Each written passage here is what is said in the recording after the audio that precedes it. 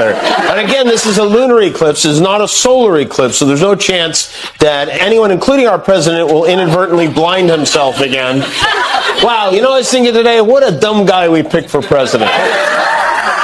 You know how he... You know how he fired all those federal workers without even knowing what they do? Well, a judge today ordered thousands of them to be rehired just in time for the government to shut down tomorrow. Things are running like a Swiss clock. You know, there was a time when firing people was the only thing Donald Trump was good at. I understand why people are not taking him seriously, because you read about it historically in other countries that they didn't take the people around and say, what, we told you so, or whoever that told you so. It's going to happen. If he gets elected, it's going to change this country. Robert De Niro and Jimmy Kimmel didn't hold back during a recent live appearance, taking sharp jabs at Donald and Melania Trump that had the audience buzzing. De Niro delivered some blunt truths with the same fire he's known for in his movie roles, while Kimmel's jokes came in hot, poking fun at Trump in a way that felt more like a roast than a talk show. As for Melania, viewers couldn't help but notice how distant she seemed, almost like she was mentally plotting her next move. So, what exactly was said that shocked the crowd? Did Trump fire back online with one of his signature all-caps rants? And is Melania finally reaching her breaking point? Let's break it all down. In all fairness to the former president, is that true? Do you have to use a teleprompter when speaking about President Trump? Or are you able to just kind of riff on your thoughts on that?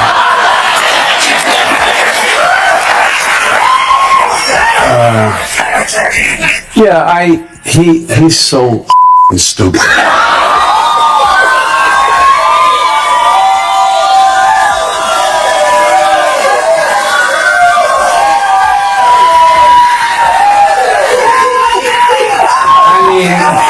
Look at the lame, inane things that he said. He's so stupid, he can't even say anything clever or smart. He's a moron. Look, between you people, don't talk to me that way. You're just a lightweight. Don't talk to me that way. I'm the president of the United States. Don't ever talk to the president. Donald Trump may have thought he'd faced tough critics before, but he clearly wasn't ready for the 1-2 punch from Robert De Niro and Jimmy Kimmel. The two joined forces like seasoned pros, and what followed wasn't just a roast, it was a full-blown Hollywood-style takedown. De Niro came in sharp and unapologetic, while Kimmel delivered his blows with the timing of a veteran comic. Together, they didn't just challenge Trump, they shredded his ego in front of a live audience. This wasn't politics. This was showbiz at its fiercest. Trump has been systematically alienating our allies around the world. Yesterday he did Ireland. He's going alphabetically. Screw you, Australia, Britain, Canada, Denmark, France, Germany. Skip the H, went right to Ireland, and you're next, Japan. Oh, he did Japan already? Well, then look out, Korea. You're the one that's next.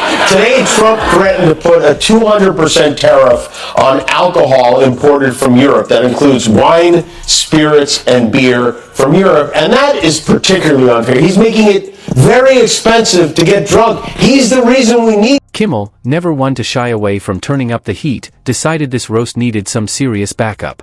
Enter Robert De Niro. The crowd went wild the moment he walked on stage. After all, when the man known for playing tough guys grabs the mic, you know someone's in for it, and De Niro wasn't there to play nice. He came locked and loaded, ready to unload years of frustration straight at Trump. It wasn't just comedy, it was a no-holds-barred verbal takedown, and every word hit its mark. Everyone, and in all seriousness, and we know it here, people have to get out and vote and vote and vote and vote. Yeah. One Chinese. Do you think he pretends to be dumber than he is to confuse people and make them think, no, you think he's... No. I don't think so. Why do you... They have a protest with Robert De Niro yesterday. It's a fool. Broken down fool. Standing out there. He got... De Niro didn't hold back, not even a little. He went straight for Trump's tough guy image, tearing it to shreds in front of a roaring crowd. Tough guy. De Niro scoffed. This is the same guy who needs 2 hands to drink a glass of water. The audience erupted. Even Kimmel had to pause and let the laughter roll before jumping in with a punch of his own. Just when you thought it was over, Kimmel slid in like a late-night sniper. He painted a picture of Trump, stewing in his golden palace, furiously scrolling on his phone, tiny thumbs flying as he rage-posted in all caps. He was in court all day Monday. He was all day yesterday. Today he had a day off. And how did he spend that? Brunch with Melania? No. Maybe a catch with Barron in the yard? No.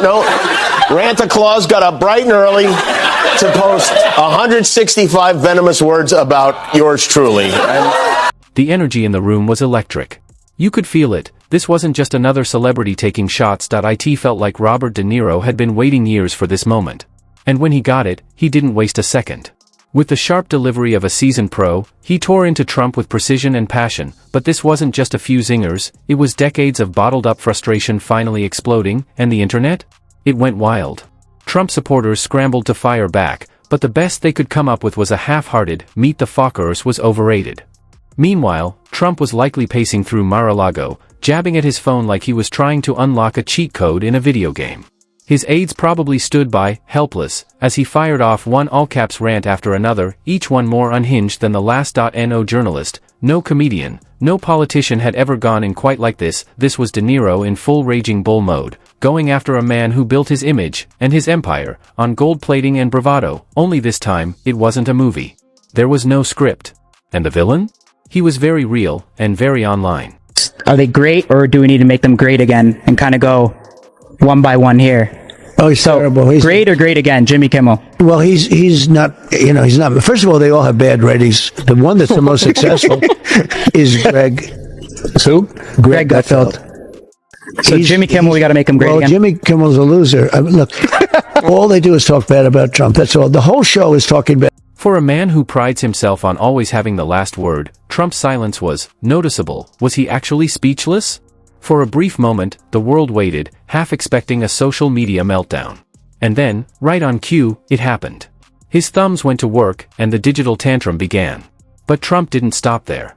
He suddenly took a turn into film criticism, declaring that Raging Bull Casino and The Irishman * were all overrated, this coming from the guy whose most notable film appearance was a 7-second cameo in * Home Alone 2. The internet had a field day. Memes and side-by-side comparisons popped up everywhere, De Niro's Oscar-winning roles next to Trump's brief, awkward moment giving directions to Macaulay Culkin. Just when it seemed like the whole saga might settle down, another Hollywood event rolled around, and it lit the fire all over again. The room was packed. De Niro was fired up. And the punches kept coming. If Trump had any hopes that this feud would fizzle out, they were gone. Under the bright studio lights, Kimmel was in his element. His show had morphed into a full-on roast, hotter than a 4th of July cookout, and Trump was the main course. Kimmel devoted an entire monologue to Trump's outburst, delivering a late-night takedown that was as sharp as it was hilarious. To really drive it home, he even brought on a real film critic, just to compare De Niro's legendary career with Trump's brief, bizarre screen moments, which mostly involved shouting at celebrities on reality TV. One of these men has an Academy Award, Kimmel said with a grin. The other once dramatically fired Meat Loaf on The Apprentice. The audience lost it. The laughter was loud and uncontrollable, like they just found out their mortgage had been paid off. The whole thing was a comedy masterclass. And Trump's meltdown? It gave late-night hosts enough material to last for weeks. Somewhere in Mar-a-Lago, Trump was probably rage-posting into the digital void, still hunting for the caps lock key, eyes watering, ego bruised. I'm going to say one thing. Fuck Trump.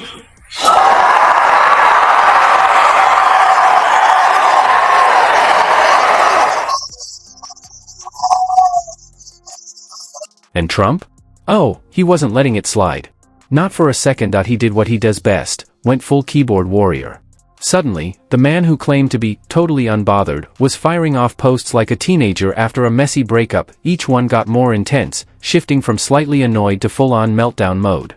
Honestly, the whole thing could have used a dramatic film score playing in the background, but here's the best part, De Niro didn't even respond. No tweet. No statement. Not even a smug one-liner. He just showed up to a red carpet, gave the camera a tiny, knowing smirk, and that alone was enough to send Trump into another spiral. It was like watching a cat chase a laser pointer. Effortless. And hilarious. Meanwhile, the internet went wild. Memes were everywhere. People broke down each of Trump's posts, every over-the-top exclamation point, every weird capitalization, every typo. At some point, it started to feel like Trump was arguing with himself, yelling into the void, while De Niro sat somewhere, quietly sipping his espresso, completely unbothered. In the end, it wasn't even a fight. One man was spiraling online, the other barely lifted a finger. You and I have something in common. We have both been immortalized on social media by our former president, Donald Trump. Yeah. We have, I think this might have been the first time he wrote about you.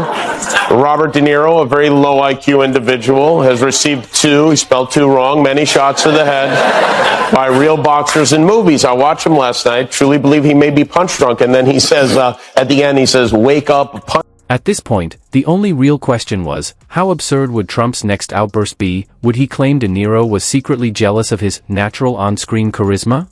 Or maybe insist he was originally cast as the lead in The Godfather, but turned it down, for the good of the country? Honestly, the possibilities were endless. Meanwhile, rumors started flying. Word was SNL had already begun cooking up a parody sketch, and some even whispered that De Niro himself might make a surprise appearance. If that happened, you could pretty much guarantee a full-blown, all-caps social media storm. Picture it, misspelled insults, excessive exclamation points, and maybe even a wild claim that Trump once gave Lorne Michaels career advice. By the time the credits rolled, the nation would be knee-deep in another Trump-fueled spectacle. Right on cue, the usual headlines would follow: De Niro is overrated. SNL is failing. Hollywood hasn't been the same since Home Alone 2, which, of course, Trump would remind everyone he starred in. One thing was certain: whatever came next would be unintentionally funnier than anything SNL could write, and that's saying something. Academy Awards, I said how he's the worst host in the history of the Academy Awards, and this stupid guy goes up, and just before the Best Picture of the Year, the show is almost over, they're waiting for the Best Picture of the Year, he gets up, and he says, and his wife said, please don't do it, please darling, don't go out. His manager said, don't do it, I have to do it. He goes out and reads my truth to the entire audience right before the best, prime time, the Best Picture, and it said, basically, he is the worst host of the history. He reads the whole thing, and then I think he said something like, ha, ha, ha, he thinks he bothers me, or some crap like that. I said, he's one of the dumbest human beings ever. He should have listened to his wife. What a dumb.